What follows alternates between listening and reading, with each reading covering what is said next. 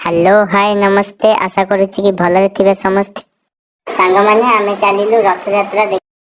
finally आमे पहुंची गलु जगन्नाथ मंदिर रे आमे आसिक देखिला बेलु केती तीन ठाकुर पई चामर बंधा चलची तापरे एठी आम मंदिर रे छोट रथ गोटे टणा चलची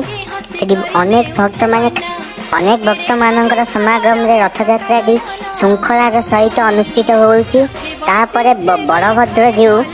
विजय करिचंती पहंडी रे ओ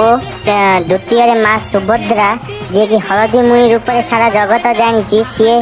आसुचंती झुली झुली होई ओ शेष रे